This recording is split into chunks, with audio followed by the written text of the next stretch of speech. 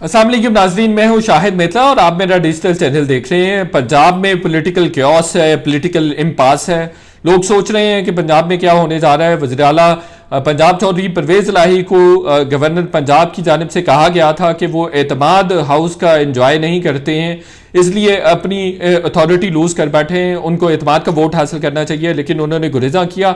आज शाम 4 बजे उन्होंने इजलास कंडक्ट करके ये एतमाद का वोट हासिल करना था। क्या अब वो डी नोटिफाई हो सकेंगे, नहीं हो सकेंगे, और कब हो सकेंगे, इस पर बात करेंगे। और क्या ऑप्शन है पीडीएम के पास और पीटीआई के पास क्या ऑप्शन है। बहरहाल फवाद चौधरी साहब की कुछ देर पहले अभी मीडिया टॉक हुई है। वो कह रहे हैं कि पीएमएलक्यू के 10 अरकान ने चौधरी परवेज़ इलाही पर एतमाद का इजहार किया है। चौधरी परवेज़ इलाही ने वैसे ट्वीट भी कर दी है। मैंने पहले ही खबर दी थी कि चौधरी परवेज़ इलाही पीटीआई के साथ ही जाएंगे और वो पीडीएम के कैंडिडेट नहीं होंगे। वो खबर दुरुस्त निकली। फिर मैंने ये भी आपको कल के वीलॉग में बताया था कि जो वजारत आला के कैंडिडेट होगा वो मुस्लिम लीग नून से ही होगा। वो मुमकिन तौर पर या हमजा शहबाज होंगे या मलिक अहमद खान होंगे। आज खैर राना सनाउल्लाह ने मेरी खबर की तस्दीक भी कर दी है। वो कह रहे हैं कि पीएमएल-एन का ही कैंडिडेट होगा वजारत आला का, और वो हमजा शहबाज का नाम ले रहे थे। अब जो गवर्नर ने कल परसों एतमाद के वोट हासिल करने के लिए कहा था, डिक्लेरेशन दिया था, नोटिफिकेशन किया था, उसको तो इम्प्लीमेंट नहीं किया गया। स्पीकर ने उसको रूल आउट कर दिया और ये कह के रूल आउट कर दिया कि गैर आइनी इकदाम के लिए कहा जा रहा है गवर्नर की जानिब से। चूंकि जब कोई भी सेशन इन सेशन हो तो उसके ऊपर सेशन नहीं बुलाया जा सकता, जबकि जो आइन है वो इस तरह से नहीं है। गवर्नर को हटाने के लिए बल्कि स्पीकर ने सदर ममलकत को खत भी लिख दिया, और खत लिखा है उन्होंने आइन के आर्टिकल 101 और उसका क्लॉज 3 है, जिसमें ये लिखा हुआ है कि कोई भी गवर्नर उस वक्त तक गवर्नर रह सकता है जब तक प्रेसिडेंट की प्लेयर हासिल है, ये प्रेसिडेंट की सवाबदीद हासिल है।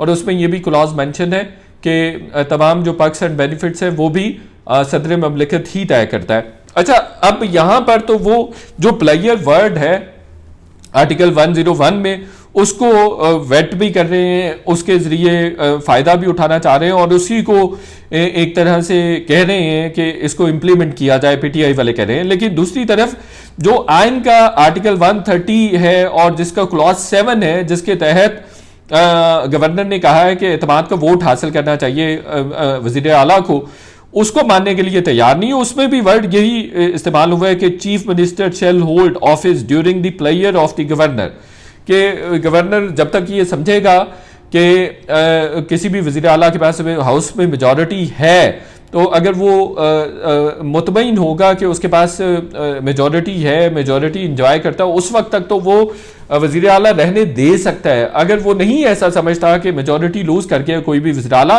तो वो फिर उसको हटा देगा और उसकी जो पावर्स हैं वो ख़त्म कर देगा। He will be cease to be CM of any province. तो ये लिखा हुआ है आर्टिकल 130 क्लॉज 7 के तहत, और वो कह सकता है ये सवाबदीदी इख्तियार है। अच्छा, आइन बड़ा वाजे है।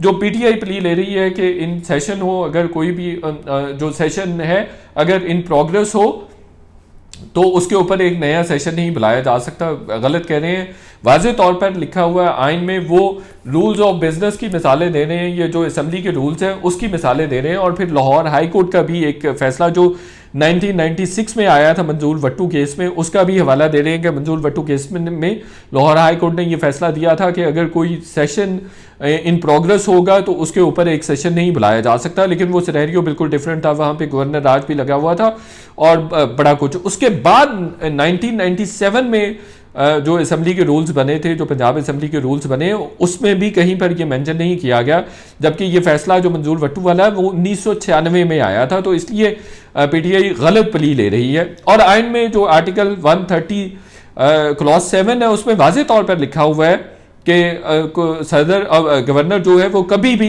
एतमाद का वोट हासिल करने के लिए वज़ीर आला को कह सकता है। तो ये जो पीटीआई की जानिब से जिद की जा रही है और जो प्ली ली जा रही है, ये गैर ज़रूरी भी है, बिलाजवाज़ भी है, धौंस भी है एक तरह से।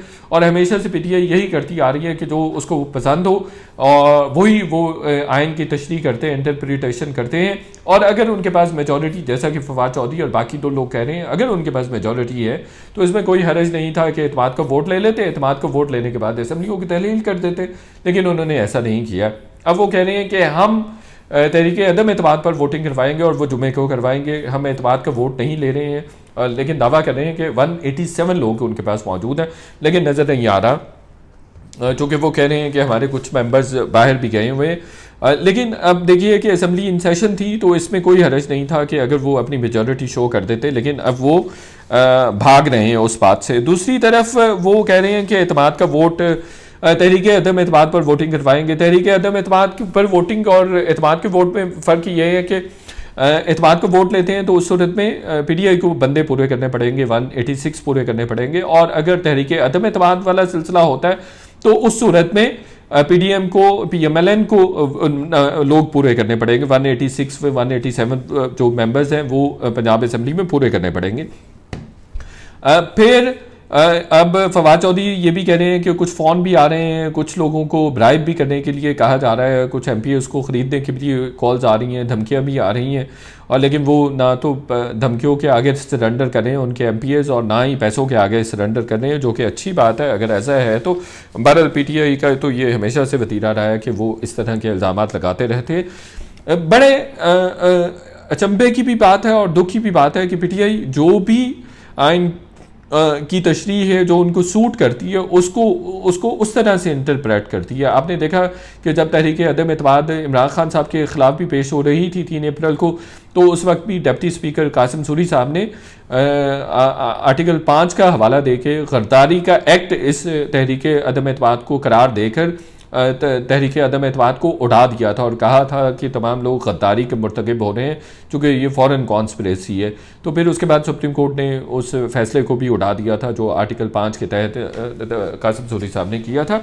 लेकिन अब जो है ये भी पीटीआई की तरफ से खबरें आ रही हैं कि जी इस्तीफ़े कल या परसों केपी हाउस में इस्लामाबाद में जमा होंगे और जो 123 के करीब तहरीक इंसाफ के एमएनएस हैं वो स्पीकर को बाजमात जाकर इस्तीफ़े दे देंगे।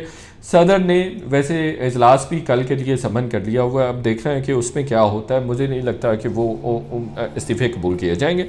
जिन भी आइनी माहिरीन से बात हुई है वो सारे के सारे ये कह रहे हैं कि ये गवर्नर का इस्तेहकाक है, सवाबदीदी इख्तियार है और ये आइनी इस्तेहकाक है। किसी किस्म की आइन की खिलाफ वर्जी नहीं की गई है कि वो एतमाद के वोट के लिए किसी भी वक्त कह सकता है और उस पर इम्प्लीमेंट होना बहुत ज़्यादा ज़रूरी है।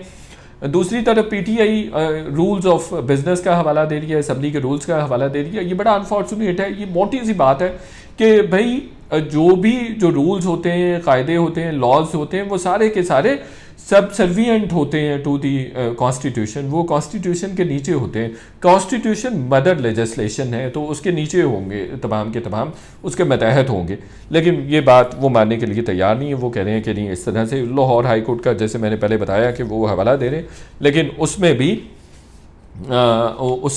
वो तो 1 साल के बाद नए रूल्स बन गए थे। पंजाब असम्बली के 240 के करीब रूल्स हैं 1997 में जो बनाए गए थे पंजाब असम्बली में। कहीं एक में भी नहीं लिखा हुआ कि अगर असम्बली का सेशन इन प्रोग्रेस हो तो दोबारा समन नहीं किया जा सकता। और आर्टिकल 137 में वाज़ेह तौर पर लिखा गया है कि वो कभी भी समन हो सकता है। अब डी नोटिफाई करने के हवाले से बात हो रही है कि वज़ीर आला को डी नोटिफाई किया जा सकता है। बिल्कुल, जो मेरी इत्तलात है, बलीगुर रहमान साहब किसी शादी पर चले गए थे तो रात को 10 बजे 11 बजे के करीब वो परवेज़ इलाही साहब को डी नोटिफाई कर देंगे और उसके बाद फिर मामला कुछ और तरह से भी ख़राब हो सकता है। अब ये भी पाकिस्तान मुस्लिम लीग नून और पीडीएम कह रही है कि हम रेंजर्स को भी बुला सकते हैं। आर्टिकल 245 के तहत उनको भी सिविलियन एड के लिए बुलाया जा सकता है और उनको कहा जा सकता है कि ये ज़बरदस्ती इनसे ऑफिस खाली करवाया जाए।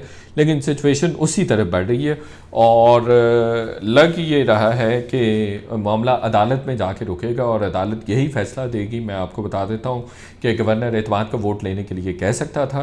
पीटीआई ने एक मरतबा फिर आइन की खिलाफ वर्जी की है और आइन की मनमानी तशरीह की है।